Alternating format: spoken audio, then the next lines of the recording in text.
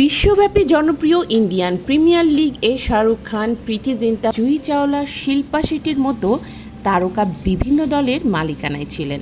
আসন্ন 11তম বিপিএলের আসরে দেশের প্রথম চিত্র তারকা হিসেবে বিপিএলে ক্রিকেট টিম কিনলেন ঢাকাই সিনেমার সুপারস্টার সাকিব খান। সিনেমার দীর্ঘদিন সফলতার সাথে কাজ করে এবার অভিনয়ের পাশাপাশি নিজেকে একজন সফল ব্যবসায়ী হিসেবে তৈরি করেছেন সুপারস্টার সাকিব খান। আসন্ন বিপিএলে ঢাকার টিম কিনেছেন এই সুপারস্টার। জনপ্রিয় এই নায়কের কসমেটিক্স ও হোম কেয়ার কোম্পানি রিমার্ক হার্লিনের ক্রিকেট টিমের নাম রেখেছেন ঢাকা ক্যাপিটালস।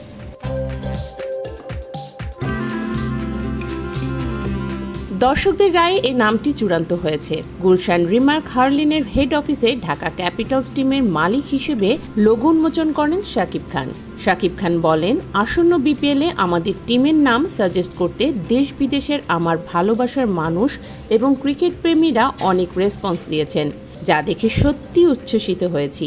তাই সবার মতামতকে প্রাধান্য দিয়ে আমাদের টিমের নাম চূড়ান্ত করা হয়েছে ঢাকা ক্যাপিটালস।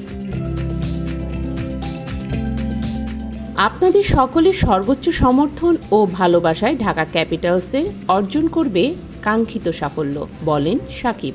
এই বিষয়টি ক্রিকেট প্রেমী ও ক্রিকেট সংশ্লিষ্টরা বেশ ইতিবাচকভাবেই দেখছেন। ফলে ইতোমধ্যে দর্শকদের মধ্যে ঢাকা ক্যাপিটালস বাড়তি আগ্রহ তৈরি হয়েছে।